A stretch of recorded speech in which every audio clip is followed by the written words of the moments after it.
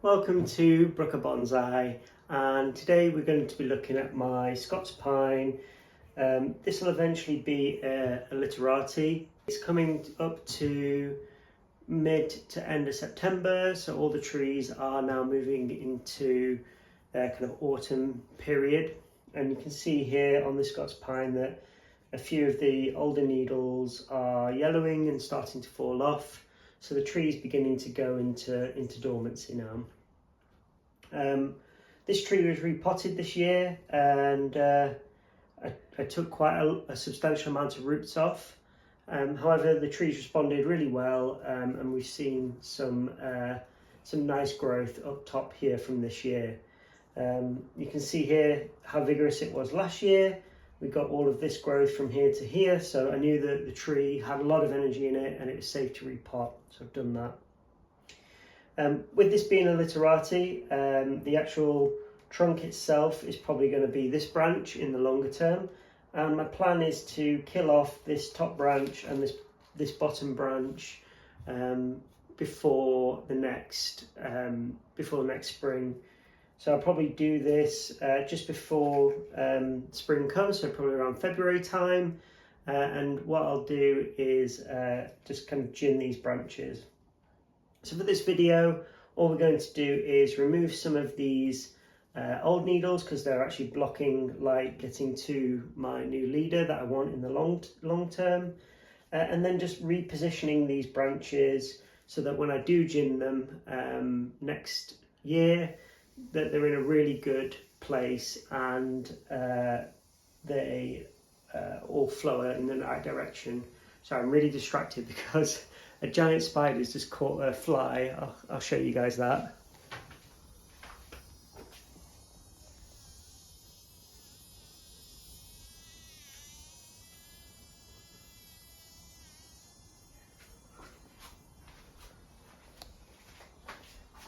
That was super loud and really caught me off guard.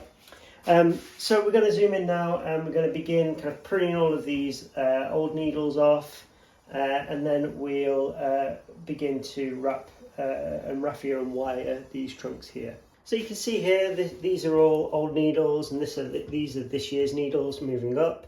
So I'm just going to come in and I'm going to cut all of these needles off on the branch here, and this will just allow the branches below to get a bit more sunlight.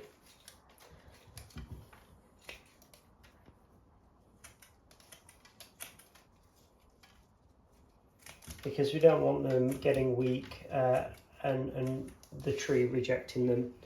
So you can see I'm just cutting the needles about 1 centimetre or so from the branch. So what that will force the tree to do is it will eventually then just drop those stubs. I don't really like pulling the needles out because if I was going to utilise this trunk, you run the risk of damaging any buds that are yet to form. And also by ripping the needles out, you may introduce cuts and wounds that could cause the tree problems.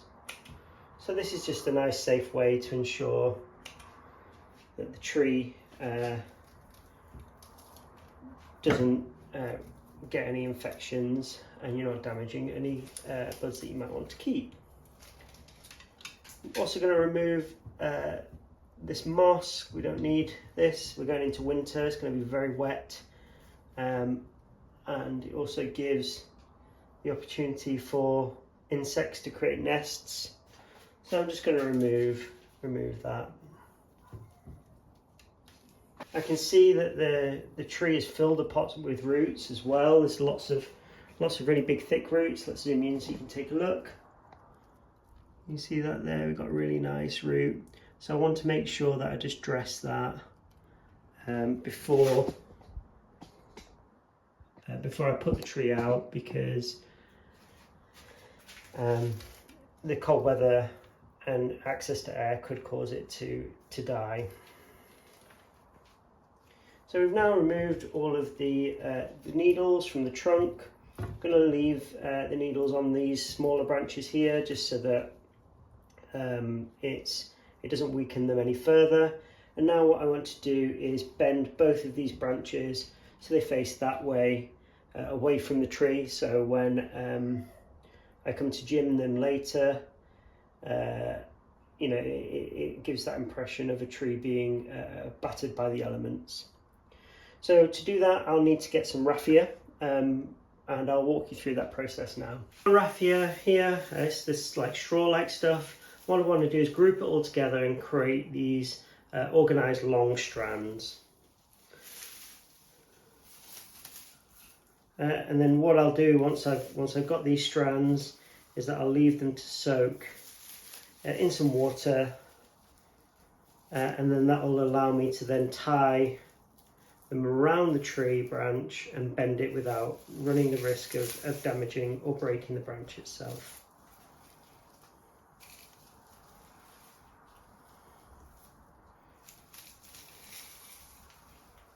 So now that I've got all the raffia together, what I want to do is tie it around the top. So taking some other raffia, I'll just wrap it like that several times.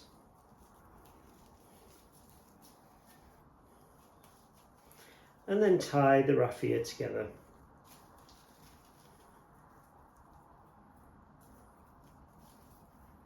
Using some pruners, just going to tidy up the edge like that. And then you should be left with something that looks a little bit like that, and it's ready for soaking. So I've got my bucket here with some water in it. I'm just going to curl the raffia up and then pop it in the water to soak. I want to leave it for probably around 10-15 minutes, and then I'll come back and begin wiring the tree up.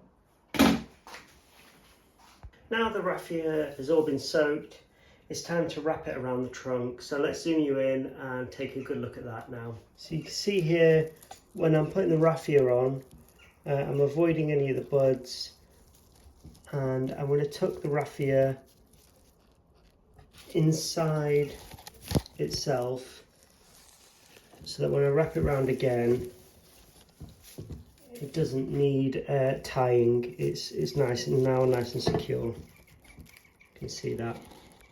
So I continue to put the raffia on the trunk. As I do, I'm pulling it nice and tight, and this will allow it to create enough pressure on the trunk to support it as I bend. Now Scots pines are relatively flexible, so I don't think I need to raffia this lower branch, but this larger trunk definitely needs a little bit with the bends that I'm going to be putting in.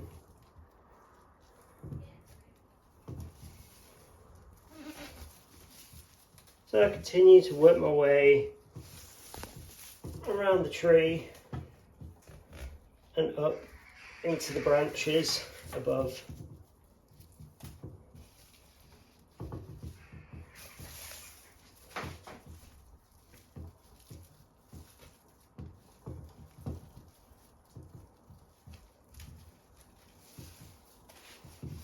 Pulling the raffia nice and tight as I go.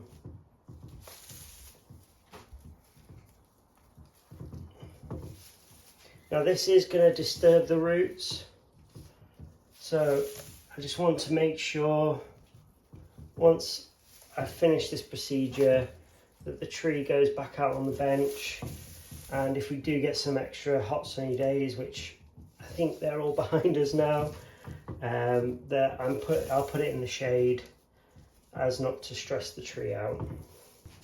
So I don't really need to wire this bit or raffia this bit here because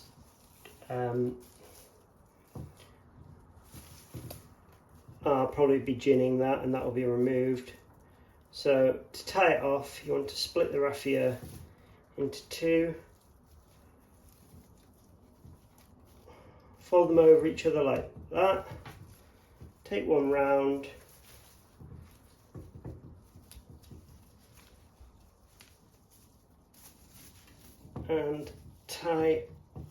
a nice firm knot like that. And then to finish it off, we just want to trim the raffia off so it's nice and neat. So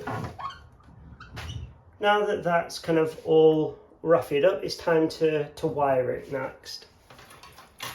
For this, I've got some nice thick wire, and I'm probably going to double it up to make sure that it's really gripping it.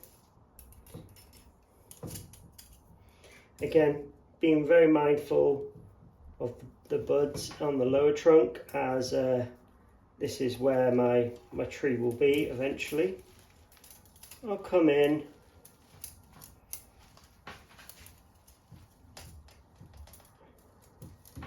and wire it.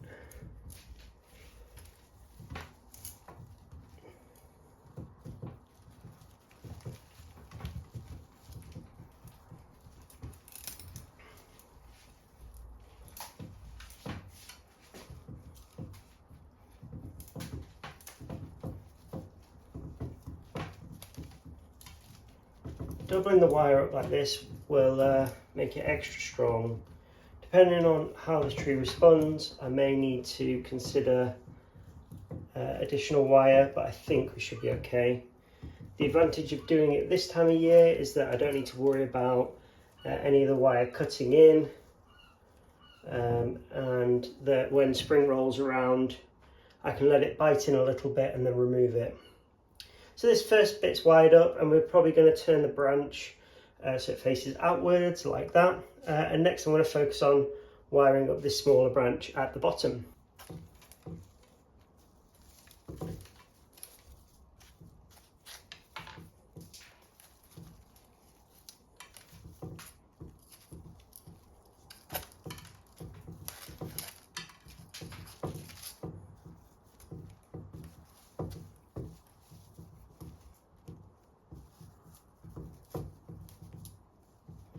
That's all wired up there. So now I can begin bending. What I have noticed when I remove that moss is there's loads of mycorrhiza in the soil, which is really exciting because they're hugely beneficial to pine. So I'm going to show you that now. You can see here, hopefully, all the mycorrhiza or the fungi that's growing in the soil. So that's a really healthy sign of some good soil there. So now I've got both the branches wired. It's time to start bending it. I'm going to move this one first because it's potentially the hardest branch, and then we'll position this one here.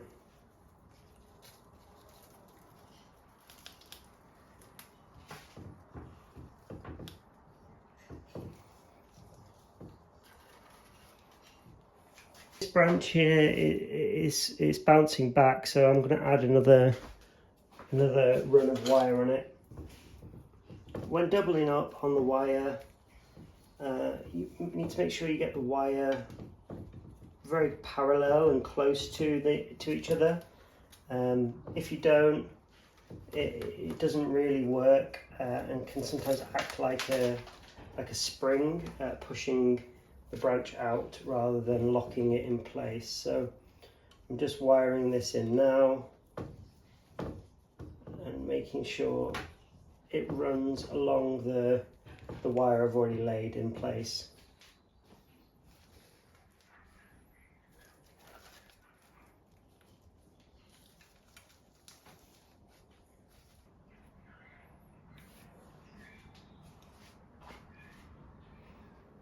And there we have it.